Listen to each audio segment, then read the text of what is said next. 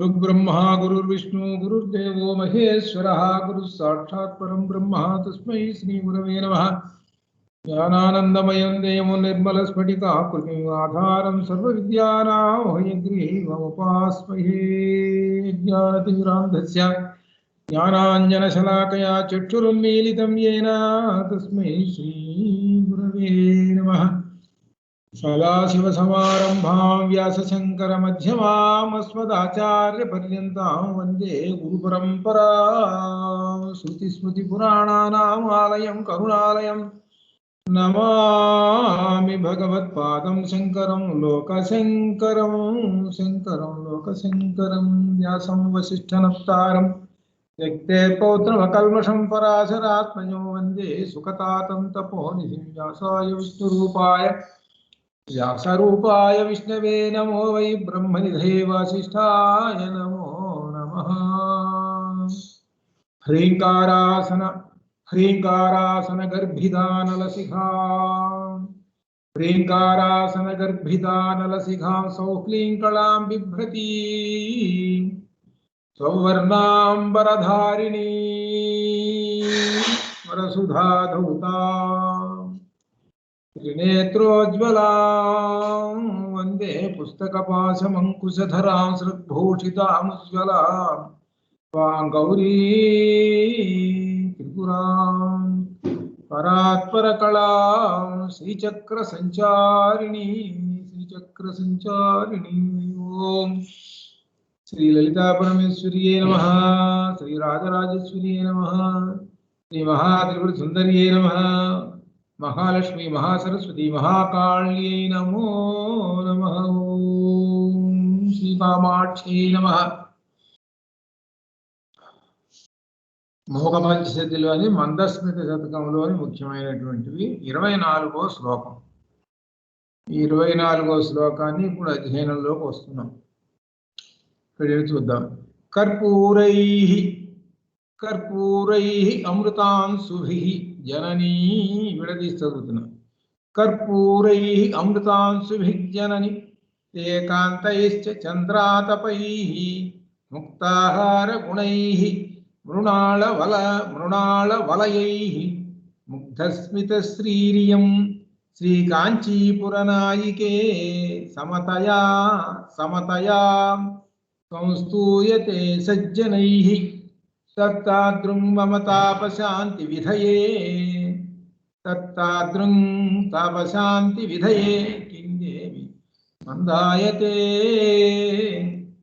కర్పూరైరమృతాంశుభిర్జనని ఏకాంతైశ్చ చంద్రాతపైః ముక్తాహారగుణైర్మృణాళవలయైః ముగ్ధస్మితశ్రీయం శ్రీకాంచీపురనాయికే సమతయా సంస్తూయతే సజ్జనైః తత్తాదృం మమ తాపశాంతి విధయే తాపశాంతి విధయే కిందేవి మందాయతే.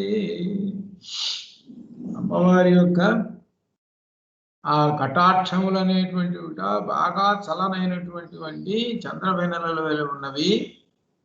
అటువంటి ఆ వెన్నెలలు ఉన్నాయి చూశారు. ఆ యొక్క వెన్నెలలు చాలా గొప్పవి, అవన్నీ తాపాలు పోగొట్టేటువంటివి అంటూ ఈ కవిగారు అంటున్నాడు. అటువంటి తాపములను నా మీద ఎందుకు మందాయతే, చాలా నెమ్మదిగా చూపిస్తున్నావు, అందరి మీద చాలా చురుకుగా అందరి మీద చూపిస్తున్నావమ్మా నీ యొక్క కటాక్షములనేటువంటి చూపులను. ఆ చూపులు చంద్ర వెన్నెల వలె ఉన్నాయి. నా దగ్గరికి వచ్చేటప్పటికి ఏంటంటే అవి మందంగా ఉన్నాయి, చాలా నెమ్మదిగా ఉంటున్నాయి. అదేమిటమ్మా ఇలా ఎట్లా ఉంటే నా మీద ఇంకా చురుకుగా ఇంకా బాగా ప్రసరింపజేయుము అని ఈ మూగ కవి గారు అంటున్నాడు. అంటే మందస్మిత, మంద అంటే నెమ్మది, స్మిత అంటే చిరునవ్వు, చిన్న నవ్వు. ఆ చిన్న నవ్వులో ఉండేటువంటి కాంతులు. ఇక్కడ అర్థం ఏమిటనమాట, మందస్మిత మందాయతే. ఆ మందస్మితం ఎలా వస్తున్నది అంటే మందాయతే అనగా అర్థం నెమ్మదిగా ప్రసరిస్తున్నది.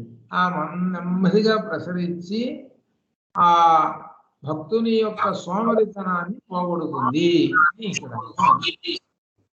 నా మీద కూడా ప్రసరింపజేయుము అని అర్థం. పైకి ఏంటి, సోమరితనం అనేటువంటిది వద్దు, నా మీద కూడా బాగా చుగుగా ప్రకాశింపజేయము అని మూక కవి గారు అంటున్నాడు. ఇది స్థూలమైనటువంటి భావం. ఇది ఇక విశేషంలోకి వెళితే, కాంచీపురనాయికే జనని, కాంచీపురనాయికే జనని, కాంచీపురనామునకు నాయికే నాయకురాలైనటువంటి కామాక్షి, హే జనని, హే మాత, హే మాత అంటూ ఇక మొదలు పెడుతున్నాడు. కర్పూరై, కర్పూరములతో, కర్పూరం తెల్లగా ఉంటుంది, మంచి సువాసనతోటి ఉంటుంది, అది చాలా ఆరోగ్యకరమైనటువంటిది కర్పూరం. అలా నీ మందస్మితం ఉన్నదే అలా ఉంటుంది. ఒకటి అమృతాంశుభి, అమృత అంశు, అమృతములే అంశు కిరణముగా కలిగినటువంటి వాడు చంద్ర.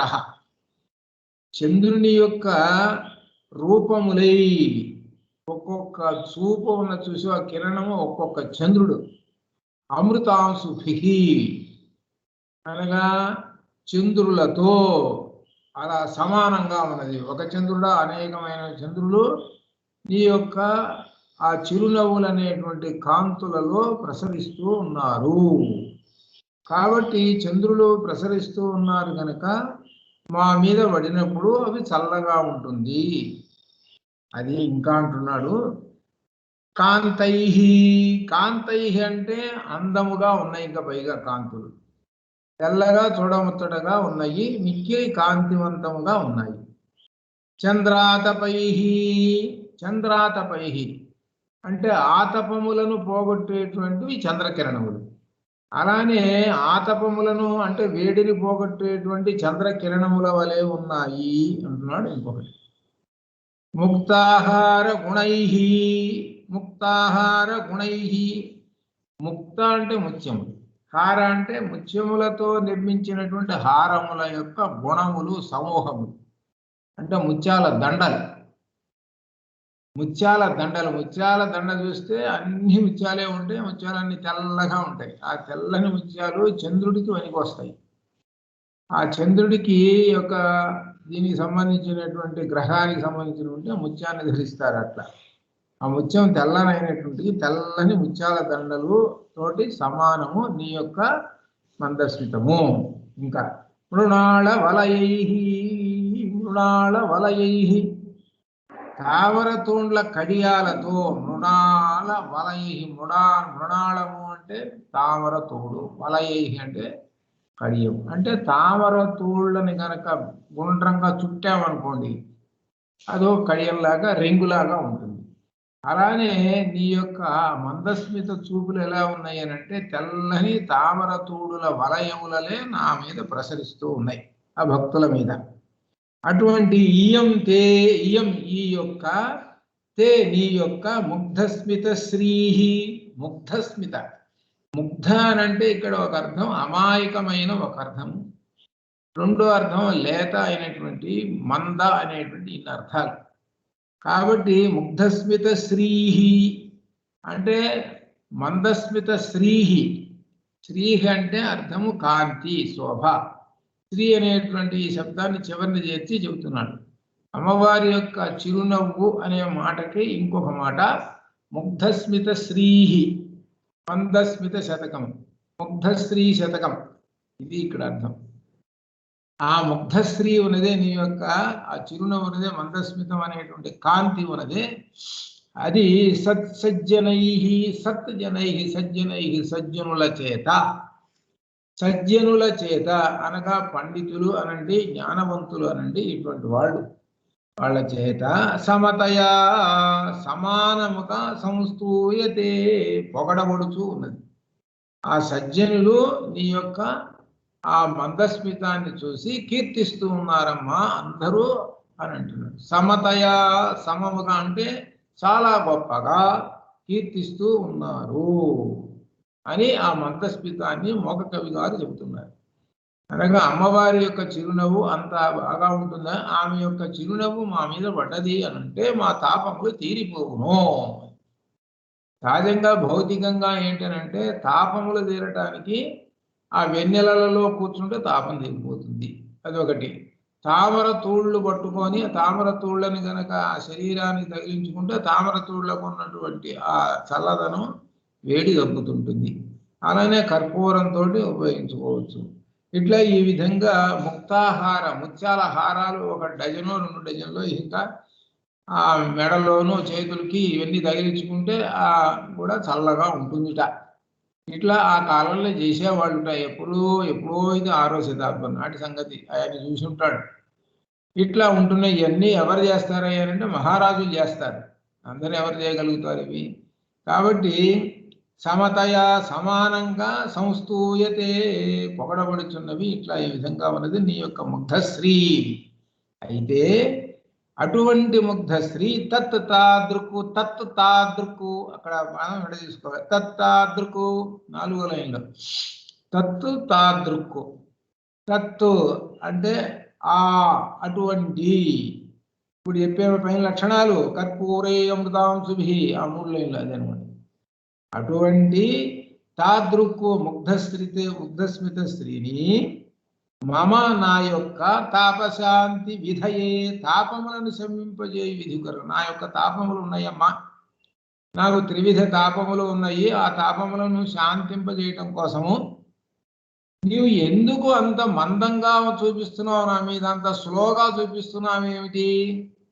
నీ యొక్క చిరునవ్వు కాంతులు నా మీద అంటే 2 అర్థాలు. అంటే మందస్మితం అంటేనే మంద అంటే నెమ్మది అని అర్థం, పైకి అర్థం. లోపల గూఢార్థం తీసుకొని చెబుతున్నాడు. గూఢార్థంతో అమ్మవారిని అంటున్నాడు. ఏమిటి అంత నెమ్మదిగా ఉంటున్నాయి నా మీద చూపులు? వాళ్ళ మీద ముగ్ధశ్రీ అని పదాలు వేసేసాడు. ముగ్ధశ్రీ ముగ్ధస్మిత స్త్రీ అనే పదాలు వేసేసాడు వాళ్ళకి. నా మీదకి వచ్చేసేపటికెల్లా నీవు మందస్మిత అని అంటున్నాడు. అందువల్ల ఏమిటనమాట, పైకి ఏంటంటే నీ మందస్మితం బాగుందని చెప్పడం, పైగానేమో ఆ మందస్మితం నా మీద నెమ్మదిగా వస్తున్నదమ్మా, చాలా వేగంగా నా మీద ప్రసరింపజేయము. నా మీద ప్రసరింపజేస్తే అప్పుడు నాకు తాపములు పోగొడతాయి. వాళ్ళకేమో భౌతిక తాపాలన్నీ పోతాయి, నాకు అసలు తాపాలు పోతాయి. ఇది దీనిలో ఉన్నది త్రివిధ తాపాలు. ఇట్లా ఈ విధంగా అంటున్నాడు. మందస్మిత శతకంలో ఉండేటువంటి భక్తుడు కోరుతున్న మోక కవి గారు అంటున్నాడు అనమాట. అట్లా ఈ విధంగా ఈ విశేషాలతోటి ఇప్పుడు తృతీయ విభక్తితోటి నడిపాడు ఈ పద్యం. కొన్ని పద్యాలన్నీ వ్యాకరణం చదువుకున్నటువంటి వాళ్ళకి తెలుస్తుంటాయి. తృతీయ విభక్తితో నడిపాడు అనమాట ఇదంతా.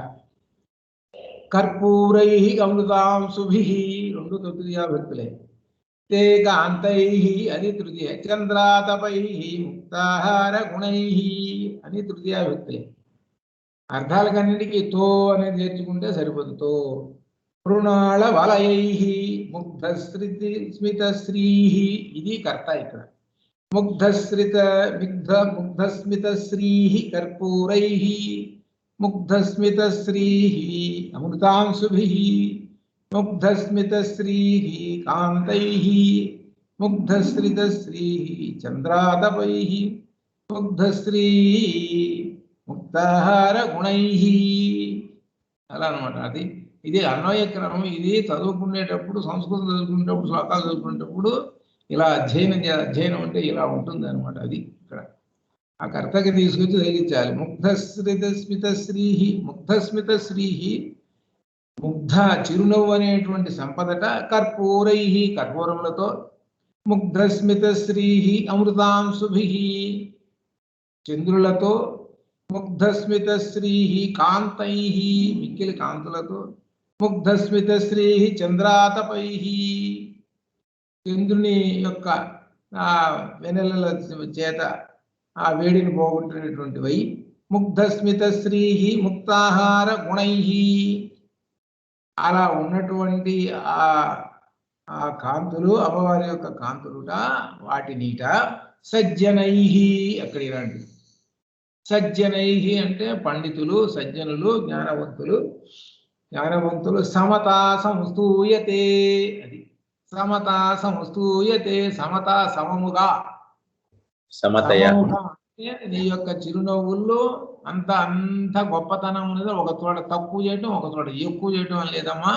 చాలా ఉన్నతంగా వర్ణిస్తూ ఉన్నారు. సంస్తూయతే కీర్తిస్తూ ఉన్నారు. సజ్జనై, ఇక్కడ కూడా తృతీయాభక్తి, సజ్జనై సమత సంస్తూయతే.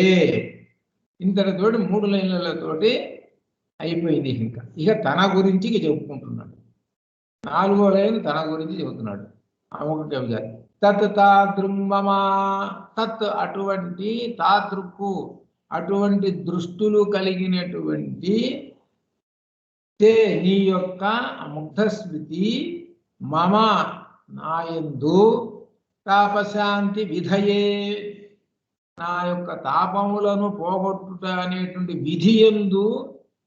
విధియందు ఒక కార్యక్రమమునందు కిందేవి మందాయతే, హే దేవి కిం మందాయతే, హే దేవి కిం మందాయతే, హే కామాక్షి మాత ఎందుకు అంత సోమరిగా అంటే నెమ్మదిగా నా మీద ప్రసరింపజేస్తున్నావు?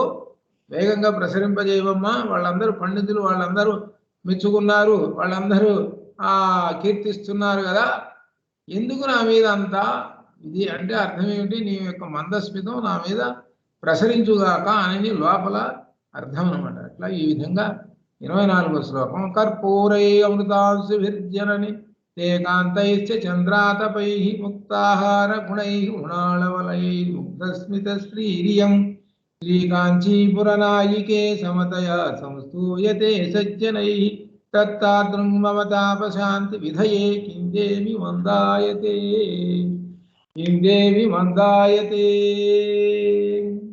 అది అట్లా ఈ విధంగా ఈ శ్లోకాన్ని అధ్యయనం చేసామన్నమాట. అట్లా ఇకపోతే 31వ శ్లోకంలో ఇక వస్తున్నాం అనమాట. 31గా అంతే, 31 అట్లానే చేతశీతలయంతు, చేతః శీతలయంతు నః పశుపతేరానంద జీవాతవో నమ్రాణాం నయనాధ్వసీమసు శరచంద్రాతపోక్రమాః సంసారాఖ్య సరోరుహాకర ఖలీకారే తుషారోత్కరాః కామాక్షీ స్మర కీర్తి బీజ నికరాః తన్మందహాసాంకురాః తన్మందహాసాంకురాః. దీనిలో చెప్తున్నటువంటి విశేషము, ఆ కామాక్షిదేవి యొక్క మందస్మితాలు శివునికి ఆనందము, శివునికి ఆనందం అనే ఔషధాలు, ఇంకా నమస్కరించే వారి కంటికి ఏమో వెన్నెలలు, ఇంకా సంసారం అనేటువంటి ఉన్నటువంటి వాళ్ళలో ఉన్నారు పద్మాకర తుషార వర్ణములు. సంసారం అనే పద్మమునకు మంచు బిందువులమ్మ. ఇంకా మన్మధుని కీర్తికి కారణములైనటువంటి, మన్మధుడు కీర్తిస్తుంటాడు నీ యొక్క నిన్ను, దానికి కారణాలైనవి. ఇంకా నీ యొక్క మందహాసములు ఉన్నాయే అంకురాలు మా మనస్సును చల్లబరుచుగాక అని ఇందులో స్థూలమైనటువంటి అర్థం. ఇక విశేషంగా దీనిలో చూస్తే హే కామాక్షి, 4వ లైన్లో కామాక్షి సంబోధన అక్కడ ఉన్నది. చేతశీతలయ శీతలయంతు నః, శీతలయంతు నః, శీతలయంతు నః, శీతలయంతు నః, శీతలయంతు నః. ఇక్కడ శబ్దం ఏం చేశాడంటే చివరికి క్రియాపదం ముందుకు పట్టుకొచ్చాడు. శీతలయంతు క్రియాపదం. దేన్ని? శీతలయంతు చేతః, చేతః మనస్సును శీతలయంతు, శీతలయంతు చల్లవరుచుగాక. అది చేతః మనస్సును శీతలయంతు, నః మా యొక్క చేతః మనస్సును శీతలయంతు చల్లవరుచుగాక. ఇది చివర చెప్పదలుచుకున్నటువంటిది. ఆ మాట తీసుకొచ్చి ముందు చెబుతున్నాడు. కొన్ని శ్లోకాలలో క్రియాపదం ముందు వేస్తాడు. ధ్యాయేత్ పద్మాసనస్థాం, ధ్యాయేత్ అనేటువంటిది క్రియాపదం. ధునోతు ధ్వాంతం నస్తులిత దళితేందీవరవనం, ధునోతు క్రియాపదం. తనోతు క్షేమం, తనోతు అనేది క్రియాపదం. అంటే ఆ క్రియాపదాలు ఏంటంటే ఆ శ్లోకం వలన చెప్పేటువంటి ఫలశ్రుతి అది. ఆ ఫలశ్రుతి ఆ ముందు చెప్పాడు అట్లా. అలానే ఫలశ్రుతి చెబుతుంటాడు క్రియాపదం ముందు వేశాడంటే. శీతల ఎంతుంటే తలవచ్చుగాక అని ఏమిటో విశేషం చెప్పుకుంటూ వస్తున్నాడు. పశుపతే ఆనంద జీవాతవో. పశుపతే అంటే శివుడు. పశుపతే శివునకు ఆనంద జీవాతవ జీవా ఆనందమును ఉజ్జీవింపజేయుటకు ఔషధములు. ఆనందాన్ని ఇవ్వటానికి ఒక ఔషధం అండి అంటున్నాడు. నీ యొక్క మందస్మిత చూపులున్నాయే ఆ శివునకు ఆనందం అనేటువంటి ఒక ఔషధము అంట. ఆనంద జీవాతవ ఆనంద జీవాతవ ఆనంద జీవా ఆనంద జీవాతవ. తర్వాత నమ్రాణం పోతే నమస్కరించు వారికి, నమస్కరించేటువంటి వారికిట నమ్రాణం నమస్కరించేటువంటి నరులకు నయనాధ్వసీమసు నయన అధ్వసీమసు. నయనం అంటే నేత్రం, అధ్వ అంటే మార్గం, సీమసు ప్రాంతం అనగా నేత్ర మార్గము అనగా అర్థం ఏమిటనమాట వాళ్ళకి నీ యొక్క ఆ చూపులుట ఆ కంటికి మార్గము ప్రాంతములు అంటే నీ యొక్క కంటి చూపుల వలన నీ యొక్క మందస్మితములు అనేటువంటివి ఈ నమస్కరించేటువంటి వారికిట ఒక కంటికి వెన్నెలలు మాదిరిగా కనబడుతూ ఉన్నాయి. కంటికి వెలుగులు మాదిరిగా కనబడుతుంది. కంటికి వెలుగులు మాదిరిగా కనబడుతున్నాయి అంటే ఒక మార్గములుగా కనబడుతున్నాయి. కంటికి ఒక మార్గం కనబడుతున్నది. ఏమిటయా మార్గం అంటే అమ్మవారి మార్గం. అమ్మవారి మార్గం ఏంటో అంటే ఈ కంటికి కనబడుతున్నది అది అనమాట. దీనిలో ఉన్నటువంటి రహస్యం. నయనాధ్వసీమసు. అమ్మవారిని దర్శించడానికి కళ్ళున్నాయండి, దర్శించాలండి. కానీ అమ్మవారిని దర్శించడానికి మార్గం చూపిస్తున్నాయి ఆ కళ్ళు. అది ఎవరి కళ్ళు? నరాణం. ఆ నరాణం నమ్రాణం. ఆ మానవులు అన్ని నమస్కరిస్తున్నారు వాళ్ళకి. అమ్మవారి దర్శనానికి చూపిస్తున్నాయి నీ యొక్క చూపులు. శరచ్చంద్రాతపోక్రమాహ. శరచ్చంద్ర శరత్కాలంలో ఉండే చంద్రుడు ఉన్నాడే పూర్ణచంద్రుడు, ఆయన ఆతప ఉపక్రమాహ. ఆయన చూపించేటువంటి ఆతపం ఉన్నదే ఆ ఆతపము శరచ్చంద్ర ఆతప ఉపక్రమాహ. శరచ్చంద్ర శరచంద్ర నికర శరచంద్ర చంద్ర నికర శరచంద్రునికి ఆరంభములైనది. శరచంద్రుడు అనంటే శరత్కాలంలో ఉన్నటువంటి చంద్రుడికి ఆతప అనగా అర్థం ఏంటి? వేడి.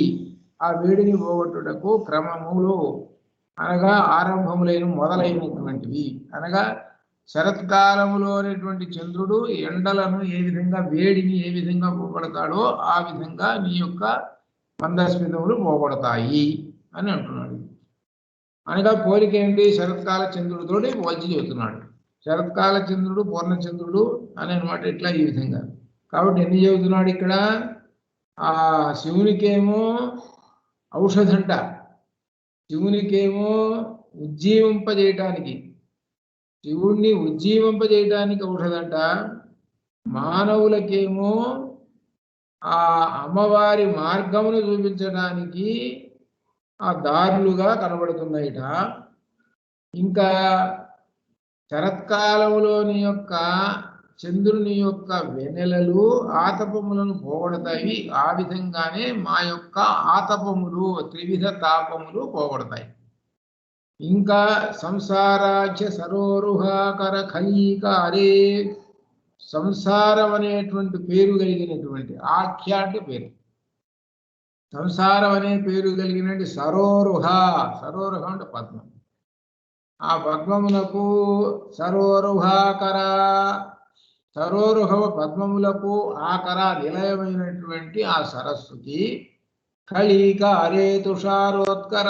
ఖళీకారే అంటే ఇక్కడ సమూహము. ఖళీ అని అంటే సమూహం. ఆ సమూహమును కనంటే పద్మములు, ఆ సరస్సులోని పద్మముల యొక్క సమూహమునకు ఆ సమూహమునకు నీ యొక్క ఆ వెన్నెలలు ఉన్నాయే, మందస్మిత వెన్నెలలు ఉన్నాయే, అవి ఎలా పనిచేస్తున్నాయి అని అంటే పద్మాలకి తుషార ఉత్కరాహ, తుషార అంటే మంచు బిందువుల ఉత్కరాహ సమూహములు. మంచు బిందువు పద్మం మీద పడితే ఏమవుతుంది? ఆ పద్మం ముడుచుకొని పోతుంది, ఇక దాని జీవితం ఉండదు. అట్లనే మా సంసారం అనేటువంటి పద్మములు ఉన్నాయే, పద్మవనం ఉన్నదే, దాని మీద నీ యొక్క చూపులు చల్లగా ఉన్నాయి, అవి పడ్డాయి. పడటం వలన మా యొక్క సంసారం అనే పద్మములన్నీ ముడుచుకొని పోయినాయి, అనగా నశించినవి. అనగా ఆ నీ యొక్క చూపుల చేత, చల్లని చూపుల చేత మా సంసారం అనేటువంటి సంసారాంబుధి అనండి, సంసారం అనేటువంటి పద్మము నశించింది. అనగా సంసారం అనేది పద్మం నశించింది అంటే అర్థము మాకు జన్మ లేదు, పునర్జన్మ లేదు, అనగా ముక్తి లభిస్తుంది అని ఈ మాట చెప్పడానికి ఎక్కడికి తీసుకెళ్ళాడో చూడండి. ఎక్కడికి తీసుకెళ్ళాడు? పద్మములు, సూర్యుడు వస్తే పద్మాలు వెలుగుతూ ఉంటుంది, ప్రకాశం. చంద్రుడు వస్తే ఆ పద్మాలు ముడుచుకొని పోతాయి, వాటికి ఏం ఆనందం లేదు, వాటికి దుఃఖంతో ఉండిపోతాయి ఆ పద్మాలు. కాబట్టి నీ యొక్క వెన్నెలలు ఎలా ఉన్నాయి? చంద్ర వెన్నెలలు. ఆ చంద్ర వెన్నెలలు ఉన్నాయి చూశారు, అటువంటివి. అవి సంసారం అనే ఈ పద్మం మీద వచ్చి పడ్డాయి. పడేటప్పటికల్లా ఈ సంసారం అనే పద్మములన్నీ నశించిపోయాయి. కాబట్టి సంసారం అనేటువంటిది ఈ పద్మం నశించింది. కాబట్టి మాకు పునర్జన్మ లేదు, మాకు ముక్తి లభిస్తుంది నీ యొక్క మందస్మితం వలననే. అందువల్ల చారుహాస అనేటువంటి ఆ మాట లలితలో వచ్చింది, అందుకనమాట. ఆ చారుహాసాన్ని కనుక చూస్తే, ఆ మందస్మితాన్ని చూస్తే, అమ్మవారి యొక్క మందస్మితాన్ని చూస్తే పునర్జన్మ ఉండదు అని ఇందులో ధ్వనిగర్భితంగా చెబుతున్నాడు అనమాట. అది అనమాట. అట్లా ఈ విధంగా ఏ కామాక్షి స్మరకీర్తి బీజ నికరాహ, స్మరకీర్తి బీజ నికరాహ. స్మర అంటే స్మరహ అంటే మన్మధుడు. ఆ మన్మధుడ కీర్తి బీజ నికరాహ. ఆ మన్మధుని కీర్తి బీజ సమూహ రూపములైంది. అనగా మన్మధుడు నీ యొక్క కీర్తిని బీజాక్షరములతో ఆయన స్తుతించాడు అని చెబుతున్నాడు. ఇక్కడ తీసుకొచ్చి అంగతువారిని పోయినాడు, అది దాచిపెట్టి ఎలా చెబుతున్నాడండి. ఇప్పుడు బయట పెట్టాడు ఆయన. ఏమిటిట? స్మరకీర్తి బీజ నికరాహ తన్మందహాసాంకురాహ. ఆ మన్మధుడ నీ కీర్తిని గురించి చెప్పటానికి బీజాక్షర సమూహములతో ఉన్నటువంటి మంత్రాన్ని జపిస్తూ కూర్చున్నాడు అమ్మ. అది ఏమిటది? శ్రీ విద్యా మంత్రం. అది చివరికి ఎటు వచ్చాడయ్యా? చివరికి శ్రీ విద్యా మంత్రానికి వచ్చాడు. చివరికి ఆ శ్రీ విద్యా మంత్రం పంచదశి ఉన్నదే, ఆ పంచదశిని ఆ మన్మధుడు జపిస్తూ కూర్చున్నాడమ్మా అని చెబుతున్నాడు. చూడండి ఎటు వచ్చాడు. ఆ పదం ఎక్కడుందో, ఆ చెప్పవలసినటువంటి భావం ఎక్కడ చూసారా? అది తొందరగా అర్థం చూసారా? స్మరకీర్తి బీజ నికరాహ. నికరాహ అంటే సమూహం. బీజ నికరాహ బీజముల యొక్క సమూహములు. ఏమిటి? నీ కీర్తిని వర్ణించేటువంటి బీజ నికరములు 15 అక్షరాలు. ఆ 15 అక్షరాలు ఏం చెబుతున్నాయి? అమ్మవారి యొక్క కీర్తిని చెబుతుంటాయి. శ్రీ విద్యామంత్ర పంచదశి. అది ఎవరు వర్ణించారే? స్మరహ అనగా మన్మధుడు. ఆ మన్మధుడు వర్ణించాడమ్మా నీ యొక్క ఆ కీర్తిని. కాబట్టి కీర్తి కూడా ఎలా ఉంటుంది? దేంతో పోలుస్తారు కీర్తిని అంటే? రంగు తెలుపు. తెలుపు ఈజుగోల్డ్ కీర్తి. రాజుగారి యొక్క కీర్తి ఎలా ఉంది? చంద్ర వెన్నెలలో ఉన్నదండి అని చెప్పాలి. అట్లనే అమ్మవారి యొక్క మందహాసం ఎలా ఉంది? తెల్లగా ఉంది. కాబట్టి తెల్లనైనటువంటి మందహాసములలో ఉండేటువంటి ఆ కీర్తి ఉన్నదే, తెలుపు ఉన్నది చూశారు. ఆ తెలుపులో ధ్వని ఏమిటయ్యా అనంటే అర్థం ఏమిటంటే శ్రీ విద్యామంత్రము దాగి ఉన్నది అని చెప్పడం. ఇది శ్రీ విద్యామంత్రం దాగి ఉన్నది. ఆ శ్రీ విద్యామంత్రాన్ని ఆ స్మరహ మన్మధుడు పట్టుకున్నాడు, ఆయన కీర్తిస్తున్నాడు. ఇక్కడికి వచ్చాడు వాడి. కాబట్టి నహ మాకు చేతహ అటువంటి నీ యొక్క మందస్మితం ఉన్నదే మా యొక్క మనస్సును శీతలయంతు. ఇప్పుడు క్రియాపదానికి వెళ్ళిపోండి. శీతలయంతు చల్లబరచుగాక. అది ఇక్కడ.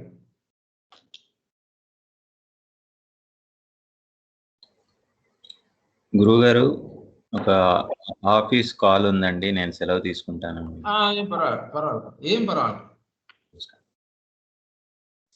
చేతశీతలయంతునః పశుపతేరానంద జీవాతవో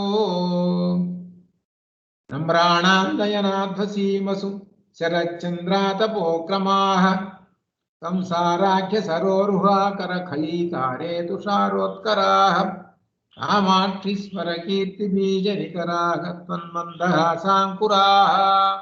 త్వత్ నీ యొక్క మందహాస అంకురాః, మందహాసములనేటువంటి అంకురములు, మొలకలు. ఈ మందహాసం అనేటువంటి మొలకలు మా మీద లేక నా మనస్సు మీద పడి మమ్మల్ని చల్లబరచుగాక. మేము చాలా తాపంతో ఉన్నామమ్మా, ఆ తాపం అనేది పోవాలి. సంసారం అనేటువంటి తాపంలో ఉన్నాము. ఆ తాపం ఎప్పుడైతే పోయిందో అప్పుడు మాకు ముక్తి లభిస్తుంది అని ఇక్కడ చెప్పడంలో ఏమిటనంటే, అమ్మవారిని ఆరాధించి ముక్తి లభించడం అనేటువంటిది పలు విధాలు చెబుతున్నాడు. పాదములను పూజ చేసి పొందడం, అందువల్ల పాదారవింద శతకం. స్తుతి శతకము, స్తుతి చేసి పొందవచ్చు, అట్లా చేసుకోవచ్చు. అలానే అమ్మవారి యొక్క కేవలం మందస్మిత, ఆ చూపులను చూచి, భక్తితో చూచి అమ్మవారికి నమస్కరిస్తూ ఉంటే ఆ చూపులను కనుక చూస్తే, ఆ చూపులు నీ మీద ప్రసరిస్తే అమ్మవారు నీకు అనుగ్రహం ఇస్తుంది. అదే ముక్తి. ఇది అన్నమాట. ఇన్ని రకాలుగా ఉన్నదండి అమ్మవారి యొక్క అనుగ్రహాన్ని పొందడానికి. కేవలం స్తుతులే కాదండి, అర్చనలే కాదండి, ఇదిగో ఇవి కూడా అనండి ఉన్నాయండి అని ఆ ముఖ కవి గారు చెప్పటంలో ఉన్నటువంటి విశేషం అదేనమాట. అది అట్లనే తర్వాత 85 కదా, 85వ శ్లోకం. 85 సూతిస్వేతి సూతిస్వేతి సూతిస్వేతి స్వేతి సూతిస్వేతి అకస్విత్ సూతిస్వేతి మకందలస్య సూతిస్వేతి మకందలస్య వసతి శృంగారసారశ్రియః శృంగారసారశ్రియః పూర్తి సూక్తి ఝరీరసస్య లహరీ కారుణ్యపాథో నిధేః వాటీకాచన కౌసుమీ మధురిమ స్వారాజ్య లక్ష్మ్యాః తవ శ్రీకామాక్షి మమాస్తు మంగళకరీ దాస ప్రభా చాతురీ. సూతిస్వేతిం సూతిస్వేతిం అకందలస్య సూతిస్వేతిమకందలస్య సూతిస్వేతిమకందలస్య. ఇక్కడ అది సూతిస్వేతిమ స్వేతిమ కందలస్య, అది పదం. స్వేతిమ కందలస్య సూతిస్వేతిమ కందలస్య వసతి శృంగారసారశ్రియః పూర్తి సూక్తి ఝరీరసస్య లహరీ కారుణ్య పాథో నిధేః. రెండో లైనంతా ఒకటే. పూర్తి సూక్తి ఝరీరసస్య లహరీ కారుణ్య పాథో నిధేః వాటీకాచన కౌసుమీ మధురిమ స్వారాజ్య లక్ష్మ్యాః తవ శ్రీకామాక్షి మమాస్తు మంగళకరీ హాసప్రభా చాతురీ. హాసప్రభా చాతురి అన్నాడు, మందహాసం అనటానికి ఇక్కడ ఆ పదం వేశాడు. ఇక్కడ ఏం చెబుతున్నాడు అనమాట, విశేషమైనటువంటిది ఆ తెలుపు అనేటువంటి మొలక. ఆ మొలకకు జన్మస్థానం అండి. శృంగార లక్ష్మి యొక్క నివాస స్థానము ఈ యొక్క చూపులు. మందస్మితమైనటువంటి ఆ చిరునవ్వులు అనమాట. ఆ మందస్మితమైన చిరునవ్వులు ఉన్నాయే, తెలుపులకు స్థానం, శృంగార లక్ష్మికి నివాస స్థానము, సూక్తి ప్రవాహాలకి సంపూర్ణంగా ఇస్తున్నది, దయా సముద్రానికి ప్రవాహము, మాధుర్య లక్ష్మి యొక్క ఒకానొక పూల తోటకు అయినటువంటిదండి నీ యొక్క మందహాసము అని ఇందులో చెబుతున్నటువంటి స్థూలమైనటువంటి అర్థం అన్నమాట. ఇక్కడ శ్వేతిమ కందల సూతిత్వము, శ్వేతిమ కందల సూతిత్వము ఒకటి. శృంగార సారలక్ష్మి ఇంకొకటి, సూక్తి ప్రవాహ రసపూరిత్వం ఇంకొకటి, దయాసముద్ర ప్రవాహం ఇంకొకటి, మధురిమ స్వరాజ్యలక్ష్మి కుసుమ వాటిత్వము. ఇక్కడ ఆ మందహాసానికి వర్ణన చేయబడ్డది. ఇవి విశేషములు. ఆ మందహాసం అంటే హాస ప్రభాచాతురి అనేటువంటి దానికిట ఏమేమిట వరుసగా చెబుతున్నాడు అనమాట. సూతి శ్వేతి మకందలస్య. సూతి అంటే పుట్టునవి అని అర్థం. సూతి అంటే పుట్టుట అని అర్థం అనమాట. సూతి అనే దానికి అర్థం జన్మస్థానము. ఏంటి జన్మస్థానం అంటే శ్వేతిమ కందలస్య. శ్వేతిమ అంటే తెల్లని మొలకలు పుట్టటానికి మూలం ఎక్కడున్నదండి అని అనుకుంటేట అమ్మవారి చిరునవ్వే. తెల్లని మొలకలు ఎక్కడా ఉన్నాయి, మూలం చెప్పండి అంటేట అమ్మవారి యొక్క చిరునవ్వులే. ఆ చిరునవ్వులు తెల్లని మొలకలు. అవి విశేషం ఏంటంటే తెల్లని మొలకలుట. ఇది విశేషం చెబుతున్నాడు. సూతుస్వేతిమ కందలస్య ఒకటి అయిపోయింది. వసతి శృంగార సారశ్రియ. శృంగార సారశ్రియ. శృంగార సారం. శృంగార సారలక్ష్మికిట వసతి నివాసం. నీ యొక్క చూపులు ఎలా ఉన్నాయంటే శృంగార రసాన్ని చిందిస్తూ ఉన్నాయమ్మా నీ యొక్క చూపులు. ఇట్లా విశేషం. శృంగార రసం అనగా ఏమిటనమాట? ఆ శృంగార రసం వలన ఏమవుతుందని అనమాట అర్థం. ఆ శృంగార రసం కనుక వాళ్ళ మీద, ఆ దంపతుల మీద లేక వధూవరుల మీద పడ్డది అని అంటే వాళ్ళకి సంతానం కలుగుతుంది. అంత గొప్ప విశేషం. అనగా వివాహమైన కొత్తల్లో ఈ పుణ్యక్షేత్రాలు దర్శిస్తుంటారు. ముఖ్యంగా కామాక్షి కంచి వెళ్ళిరండిరా, అమ్మవారి దర్శనం చేసుకుంటారా అంటే అర్థం ఏంటంటే మీకు సంతానం కలుగుగాక, అమ్మవారి దర్శనం చేసుకుంటారా. ఇది దీనిలో ఉండేటువంటి అర్థం. అది వసతి శృంగార సారశ్రియ. అది 2. తర్వాత 3వది పూర్తి సూక్తి ఝరీరసస్య లహరీ కారుణ్య పాధో నిధే. ఏమిటి సూక్తి ఝరీరసస్య? సూక్తి ప్రవాహ రసం. ఏమిటి సూక్తి అంటే అర్థము? సూక్తి సూక్తి మంచి వాక్కులు. అంటే మంచి వాక్కులు ఎవరు చెబుతుంటారు? జ్ఞానులు, కవులు. ఆ కవుల నోటి నిండిట ఇక ఏమొస్తుంది అంటే ఒక ఝరి వచ్చేస్తుంటుందిట. ఝరి అంటే ఒక సెలయేరులాగా ఒక ప్రవాహము వస్తుంటుందిట. అది నిండైన ప్రవాహము లహరి వచ్చేసేస్తుందిట. అది మధురిమ స్వరాజ్య లక్ష్మీ. మధుర స్వరాజ్య లక్ష్మికి, మధురమైనటువంటి ఆ స్వరాజ్య లక్ష్మికి. ఇక్కడ విశేషంగా పూర్తి సూక్తి ఝరీరసస్య లహరి కారుణ్య పాథోనిధి.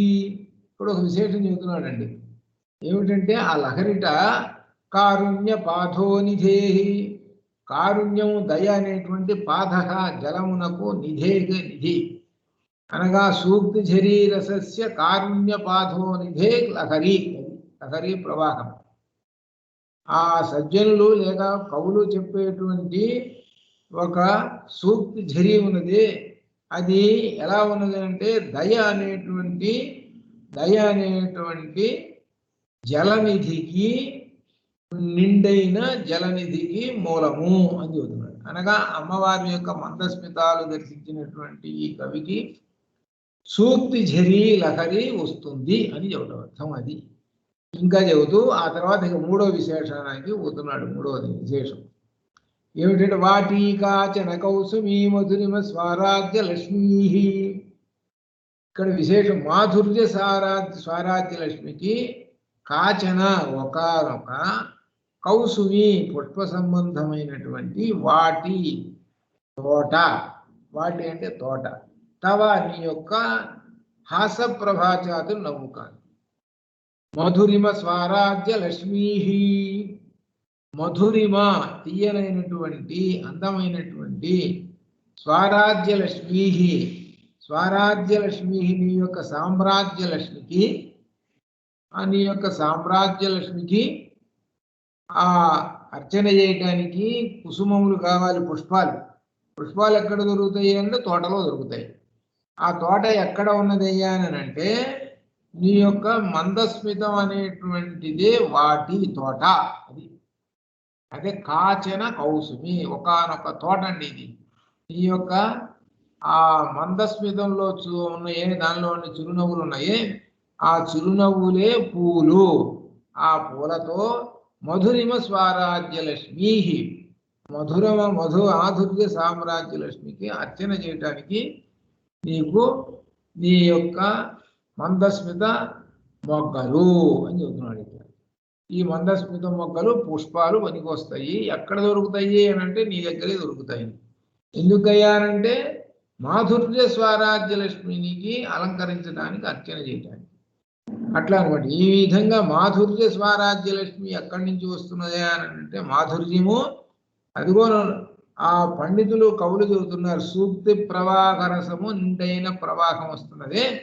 అది ఎలా ఉన్నది అంటే మాధుర్యం వలె ఉన్నది అని చెబుతున్నాడు ఇట్లా. ఇంకా నీ యొక్క మందహాసము శృంగార సార లక్ష్మికి మూలమైనది అంటున్నాడు. ఇంకా నీ యొక్క మందహాసము తెల్లని మొలకలకు మూలమైనటువంటిది అని కూడా చెబుతున్నాడు. తెల్లని మొలకలకు మూలమైనటువంటిది. అటువంటి హాసప్రభాచాతుడి నవ్వు కాంతి ఉన్నది. మమ నాకు మంగళకరి శుభములను అస్తు కలిగించుగాక. ఇట్లా ఈ విధంగా చెబుతూ ఉన్నటువంటి ఇట్లా ఇక్కడ విశేషమైనటువంటి కూడా ఆమె మృదువుగా నవ్వింది, విహరించు పూలతోట అనేటువంటిది కూడా ఏర్పడ్డది. మందహాసము శాశ్వతము, ఆమెకు దుఃఖ గంధము లేదు. ఆ మందహాసం ఎప్పుడైనా దుఃఖంతో ఉన్నది అసలు లేనే లేదండి. ఎప్పుడు ఆమె ముఖము మందహాసం. కాబట్టి అర్థం ఏంటి? దుఃఖం లేదండి అని అర్థం. అమ్మవారికి ఆ దుఃఖం లేదండి. దుఃఖం లేదంటే అర్థం ఏంటి? ఇక్కడ మందహాసంతో ఉన్నవాడంటే దుఃఖం లేదు. ఇక్కడ జాగ్రత్తగా దీనిలో ఒక విశేషం కూడా చెబుతున్నాడు ఉపదేశం. ఎప్పుడు చూసినా కొంతమందిని చూడండి, లేక మరి ఏంటి వాళ్ళ ముఖాలు చూస్తుంటేనే ఎప్పుడు 7 ముఖాలే. ఎప్పుడు చూసినా 7 ముఖాలు. నేను చాలా మందిని చూశాను, 7 ముఖాలే. మీరు తన పన అనేటువంటి చూడకుండా మీరు ఒక్కొక్కళ్ళందరినీ చూసుకోండి. బంధువుల దగ్గర నుంచి అందరినీ, రకరకాల వాళ్ళందరినీ కూడా చూసుకోండి. కొంతమందిని చూస్తుంటే మనం ప్రయాణం చేసేటప్పుడు కూడా వాడిని చూసి అమ్మో వీడిని కనుక అడిగితే పక్క కాస్త జరగరానంటే వీడిని మా మీద పడతాడు రానని వాడి ముఖం చూడగానే పక్క తప్పుకుంటాం. ఇటువంటి వాళ్ళు చాలా మంది ఉంటారు. అంటే దుఃఖ సముద్రం అనేది ఎక్కడుంది అంటే వాడి బుర్రంతా దుఃఖ సముద్రమే. వాడిలో ఏమాత్రం అమ్మవారి అనుగ్రహం ఉందని అంటే చిరునవ్వు అనేది ఉంటుంది. అయ్యా మాకు చాలా దగ్గరున్న వాళ్ళే ఉన్నారండి, అందుకు చెబుతున్నాను. మాకు దగ్గర బంధువులైనటువంటి వాళ్ళ మొహంలో ఈ రోజు వరకు నవ్వు అనేది ఎరగను నేను. చాలా దగ్గర ఉన్నటువంటి వాళ్ళు. అది అందుకని చెప్తున్నాను అనమాట. ఎందుకంటే ఇటువంటి వాళ్ళు లోకంలో చాలా ఉంటారు. వీళ్ళందరూ తన్నుకున్నా సరే అమ్మవారి యొక్క అనుగ్రహం చస్తే రాదు. వాళ్ళు పారాయణలు చేయండి, నీకు నిజంగా అట్టనే ఉన్నారు ఇప్పుడు. వాళ్ళు పారాయణలు చేయండి, అవి చేయండి, ఇవి చేయండి, ఏమన్నా చేయండి కాక చస్తే రాదు అమ్మవారి అనుగ్రహం. అమ్మవారు మందస్మితం కామాక్షి అని అక్కడ చెబుతుంటే, మందస్మితం అని చెబుతుంటే అమ్మవారు ఇప్పుడు చిరునవ్వులతో ఉంటుందిరా అని చెబుతుంటే అమ్మవారి దగ్గర పోయినప్పుడు కూడా చిరునవ్వు లేదు. రూపాయలు వీళ్ళకి ఇంకా ఎంత ఎన్ని జన్మలో ఉంటాయో చెప్పలేము వీళ్ళకి. అటువంటి వాళ్ళు లోకంలో నాకు చాలా మంది కనపడ్డారు. అట్లా అనమాట. ఎందుకంటే నేర్చుకోండి అని చెబుతున్నారు. ఎవరైనా కాస్త నవ్వటం అన్నా నేర్చుకోరా. నవ్వితే ఆరోగ్యం ఉంటుందిరా ముందు. అసలు ముఖ్యంగా నవ్వు అనేది ఆరోగ్యం తెచ్చిపెడుతుంది. అందుకనే అమ్మవారు నవ్వుతూ ఉన్నదంటే ఆరోగ్యంగా శుభ్రంగా హాయిగా కనపడుతున్నదిరా, నేర్చుకోరా అని దాని యొక్క అర్థం. మందస్మితంలో అది మందస్మిత శతకంలో అది అట్లా అనమాట. అందుకని నా దగ్గరకు వచ్చిన వాళ్ళందరూ, మీ 10 మంది అందరూ 7 ముఖాలు కాదు, అందరూ నవ్వు ముఖాలు. అందుకని జాగ్రత్తగా చూస్తున్నా అదనమాట. ఆ 7 ముఖాలు ఎక్కడన్నా ఉంటే వాళ్ళ ప్రభావం ఎవరి మీద పడుతుందేమో అనేది. కాబట్టి అందరూ మందస్మిత వదనార విందములు అనేటువంటివి ఎదుటివానికి కూడా మంచి బుద్ధిని కలిగిస్తుంది. నీ మీద మంచి ఒక అభిప్రాయం కూడా ఉంటుంది. అదనమాట దీనిలో చెబుతున్నది అనమాట. అదనమాట అది. సూతి స్వేతి కందలస్య వసతి శృంగార సారశ్రియ పూర్తి సూక్తి ఝరీరసస్య లహరి కారుణ్య పాథోనిధే. వాటీకాచన కౌసుమీ మధురిమ స్వారాజ్యలక్ష్మీస్తవ శ్రీకామాక్షి మమాస్తు మంగళకరీ హాస ప్రభాచాతురీ. శ్రీకామాక్షి అక్కడ దీర్ఘం ఇవ్వకూడదు, దీర్ఘం ఇస్తే అసలు పోతుంది. శ్రీకామాక్షి సంబోధనలో దీర్ఘం ఉండదు, ప్రథమా విభక్తిలో దీర్ఘం ఉంటుంది. శ్రీకామాక్షి అంటే ప్రథమా విభక్తి, అక్కడ దీర్ఘం ఇచ్చారా గోవిందా శుభ్రంగా గణం తప్పు వస్తుంది, మొత్తం ఛందస్సు తప్పు వస్తుంది. శ్రీకామాక్షి ఆపేసేయాలి. మమాస్తు మంగళకరీ హాస ప్రభాచాతురీ. ఇక్కడ దీర్ఘాలు ఉంటే దీర్ఘాలు, దీర్ఘం అంటే గురువు, గురువు ఉంటే గురువు, లఘు ఉంటే లఘు, అలా చదివితేనే ఛందస్సు. ఛందస్సు అంటేనే వేదము అని అర్థం అనమాట. ఇది వేద ప్రామాణ్యమైనటువంటిది ఈ గ్రంథం. అనగా మనం ఏమిటనమాట, వేదాన్ని మనం అభ్యసిస్తున్నాము. ఆ వేదములో చెప్పబడిన పరబ్రహ్మమే ఈ కామాక్షి అమ్మవారు. ఆ పరబ్రహ్మమునకు సాకారం కనుక ఇస్తే, సాకారం రూపాన్ని కనుక దాచితే ఎలా ఉంటుందో ఆ విధంగా మనం భావించుకొని ఆనాడు ముఖ కవి గారు చెప్పాడు. దాని ప్రకారంగా మనము అభ్యాసం చేస్తున్నాం అనమాట. అట్లా అనమాట. ఇకపోతే 100వ శ్లోకం ఒక్కసారి చూద్దాం. 94వ శ్లోకం. ఇంధానే భవవీతి హోత్ర నివహే కర్మౌఘ చండానిల ప్రౌఢిమ్నా బహుళీకృతే నిపతితం సంతాప చింతాకులం మాతర్మాం పరిషించి కించిదమలై పీయూష వర్షైరివ శ్రీకామాక్షి తవ స్మిత ద్యుతికణై శైశీర్య లీలాకరై. ఇక్కడ విశేషం అగ్ని చెబుతున్నాడు. ఏమిట అగ్ని? 2 అగ్నులు అండి. ఏమిటంటే 2 అగ్నులు. ఒకటి కర్మలో చేసేటువంటి అగ్ని.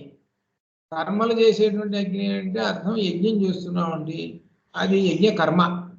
ఆ యజ్ఞ కర్మలో అగ్ని ఉంటుంది, అది ఒక అగ్ని. ఆ యజ్ఞ కర్మ వలన ఏమిటి వస్తుందయ్యా అని అంటే నీకు పుణ్యం లభిస్తుంది. అది యజ్ఞ కర్మల వలన పుణ్యాలు లభిస్తాయి, అది ఒక అగ్ని. ఇకపోతే ఇంకొక అగ్ని ఉందండి. ఆ కర్మల వలన అగ్ని, ఆ అగ్నిని ఆరాధించడం వలన కర్మఫలాలు వస్తాయి. వాటి వలన ఏమొస్తుంది? నీకు కర్మలు అంటుకుంటాయి. అనగా అర్థం ఏమిటి? పుణ్యాలు లభిస్తాయి. పుణ్యాలు లభించడం వలన సంపదలు వస్తాయి. ఈ సంపదలు వచ్చేటప్పటికీ సంసారం అనేది పెరిగిపోతుంది. ఆ సంసారం అనేటువంటిది అప్పుడు ఒక అగ్ని అవుతుంది. అది ఒకటి. ఇటు యజ్ఞ కర్మలు చేయటం వలన ఏమొస్తుందయ్యా అని అంటే నీకు సంసారాగ్ని వచ్చి పడుతుందండి. ఆ అగ్ని సంసారాగ్ని వచ్చి పడుతుంది. ఈ సంసారాగ్ని సమూహం ఎక్కువై మండుతూ ఉన్నది. అనగా అర్థం ఏమిటి అనమాట? సంసారం అనేటువంటి అగ్నిలో పడ్డానండి నేను అంటున్నాడు. ఇక్కడ ఎందుకు చెబుతున్నాడంటే, అందుకని వేదాలు ఏం చెబుతున్నాయి, యజుర్వేదం ఏం చెబుతున్నది? యాగాలు యజ్ఞాలు చెబుతున్నది. చేయండి అయ్యా అని అంటున్నది. ఆ చేస్తే మీకు ఉత్తమమైనటువంటి ఆ పుణ్యాలు లభిస్తాయి. ఆ రాజుగారట, యయాతి అనే రాజుగారట 100 యజ్ఞాలు చేసేట. 100 యజ్ఞాలు చేసేటప్పటికిట ఆయనకి ఇంద్ర పదవి వచ్చింది. అట్నే నహుషుడుట 100 యజ్ఞాలు చేసేట, ఆయనకి నహుష పదవి. అనగా అర్థం పుణ్యము, దాని యొక్క అర్థం. అది స్వర్గం లభించింది, పుణ్యం వచ్చింది దాని యొక్క అర్థం. ఈ పుణ్యం వచ్చేటప్పటికి వాళ్ళని ఏం చేశారు? వాళ్ళ గతి ఏం పట్టింది? చివరికి ఏమైనాడు? ఆ నహుషుడికి సంసారాగ్నిలో పడి నాన్న గందరగోళం పడి చివరికి శాపాలు ఇవన్నీ పడి చివరికి వాడి గతి ఎట్టబడ్డదో చూడండి ఆ నహుషుడికి. అంటే అర్థం ఏమిటనమాట? ఈ యజ్ఞంలో ఆరాధించడం వలన మహాపుణ్యం వస్తుంది. ఆ పుణ్యం వలన ఈ కర్మలు అంటుకుంటాయి. ఈ కర్మలు అంటుకోవడం ఆ అగ్నిలో పడిపోతామండి అని చెబుతున్నాడు. కాబట్టి సంసారాగ్ని సమూహం ఎక్కువైనందువలన, అందువలన మండుచూ ఉన్నది సంసారాగ్ని నా మీద. కనుక నేను సంతాప చింతాకుడని. కాబట్టి ఇప్పుడు సంసారాగ్నిలో పడ్డాను, బాగా వేడిగా ఉన్నాను నేను.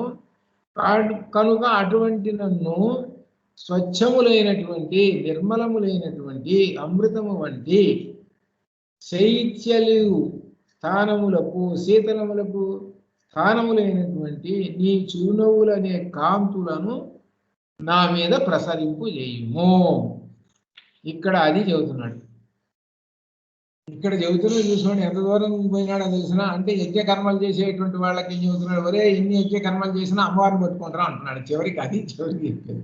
నువ్వు యజ్ఞ కర్మలు చేసుకుంటూ కూర్చున్నావే, అమ్మవారిని వదిలేసేసి నువ్వు ఎన్ని యజ్ఞ కర్మలు చేసినా సరే అమ్మవారిని పట్టుకోరా అని చెబుతున్నాడు. అమ్మవారి యొక్క చిరునవ్వు చూడరా, ఆ చిరునవ్వు అనేటువంటి ఆ చల్లని కాంతులు నీ మీద పడితే సంసారాగ్ని మండదరా, అది ఆరిపోతుందిరా అని చెబుతుంది. అప్పుడు నీకు ముక్తి లభిస్తుంది.